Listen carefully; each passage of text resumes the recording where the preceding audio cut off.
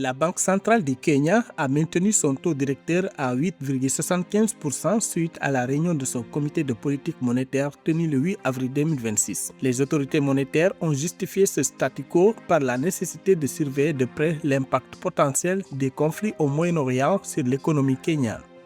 Le gouvernement angolais a mobilisé 185,3 millions de dollars via l'émission d'obligations du Trésor pour recapitaliser TAG Angola Airlines. Cette injection de fonds vise à redresser la structure financière précaire de la compagnie aérienne nationale. Le Trésor marocain a placé 34,85 milliards de dirhams, soit environ 4 milliards de dollars d'excédent le 9 avril 2026. Les 4 placements visent à optimiser la gestion des liquidités étatiques à très court terme.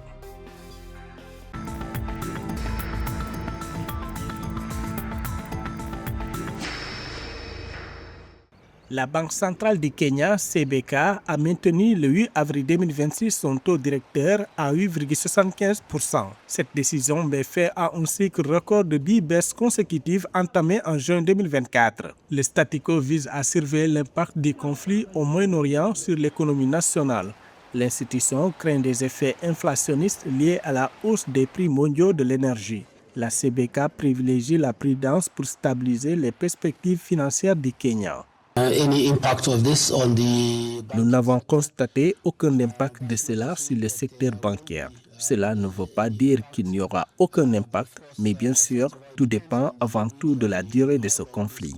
En outre, quel sera l'impact sur certains secteurs?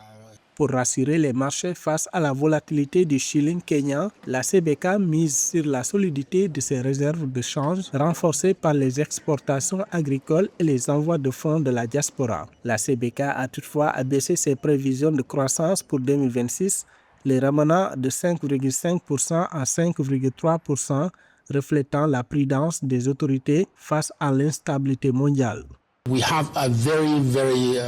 J'ai également indiqué que nous avons une très grande marge de manœuvre et nos réserves, nous les avons renforcées. Nous nous attendions à ce genre de choc. C'est pourquoi nous avons constitué nos réserves jusqu'au niveau actuel.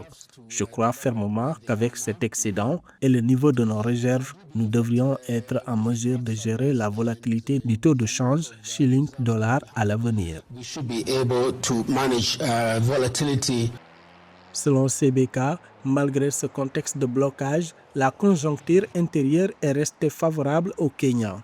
La croissance du crédit au secteur privé a atteint un sommet de 8,1% en mars 2026. Les taux d'intérêt bancaires ont reculé à 14,7% contre 17,2% en novembre 2024. Le PIB de 2025 est estimé à 5% malgré un contexte intérieur de blocage. Les prévisions de croissance pour 2026 sont réduites de 5,5% à 5,3% en raison du conflit.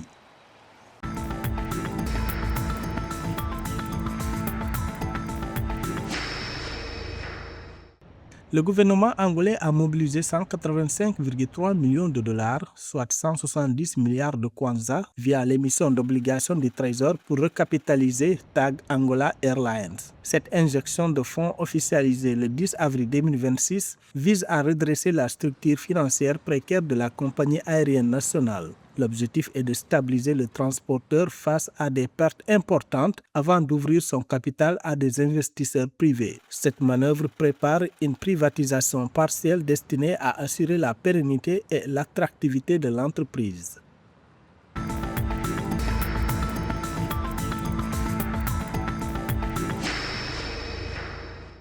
Le Trésor marocain a placé 34,85 milliards de dirhams, soit environ 4 milliards de dollars d'excédent le 9 avril 2026. Le premier placement avec prise en pension s'élève à 32,2 milliards de dirhams sur 7 jours au taux de 2,25%. Deux autres opérations en pension de 2 milliards de dirhams et 150 millions de dirhams ont été conclues sur une journée. Un quatrième placement en blanc de 500 millions de dirhams a été réalisé en une journée au taux de 2,25%. Ces interventions visent à optimiser la gestion des liquidités étatiques à très court terme.